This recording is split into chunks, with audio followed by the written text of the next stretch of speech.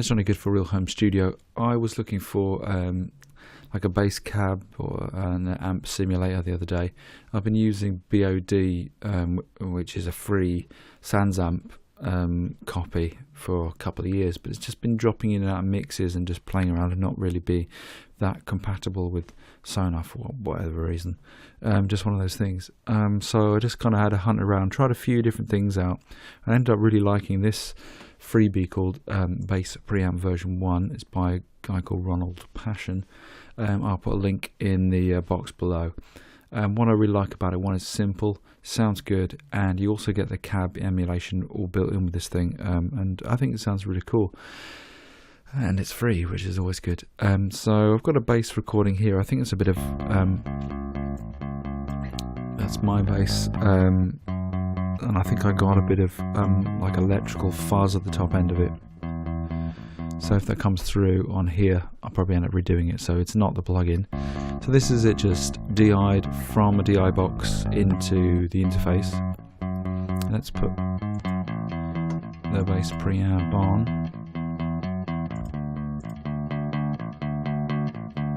So just played around with the tone shaping a bit on here, and just played a bit with the EQ, a little bit of drive. And here's the cool thing, which I'll add in now, which is this cabinet simulator, which I think sounds really, really nice. Okay, so what I'm going to do is just drop that in the mix. We'll have a listen to it. I've tried, I think I've had a go here at just trying to volume match it all. So here's the bass as it is.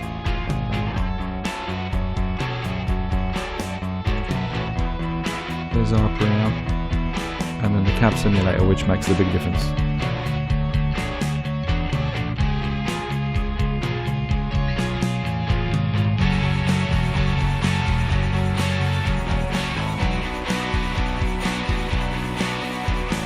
Cabinet back in again.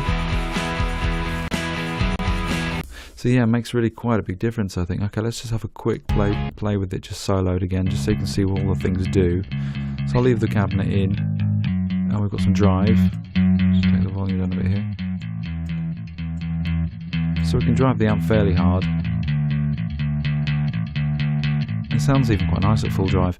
I mean, if you wanted a real metal, heavy rock sound, you just put a saturation plug in after it or something like that, I guess. And what's nice about these two shaping controls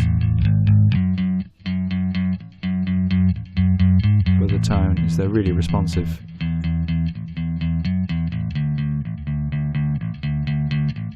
So you can really hear that they're doing things, which is always nice. And then basic EQ, you can add in a thunderous lot of bass. I'll really strip it out.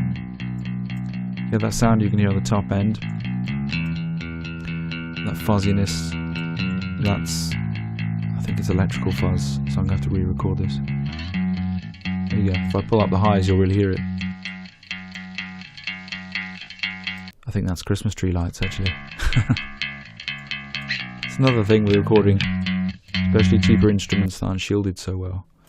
You'll have probably found this in the home studio. It's a bit of a pain because you can pick up electrical sounds from all sorts of things, particularly lights. I find are a real pain. Anyway, that was so anyway, it wasn't the bass preamp version 1 that's causing that sound. It's already been recorded in. So hopefully you found that helpful. I think that's really worth going and grabbing. I'm really pleased with what that does in the bass. And it's all really nice and simple. It's free, and it's a cab and amp simulator all in one. Very cool. Hope you found that helpful. I'm Johnny Good for Real Home Studio. Have yourself a great day.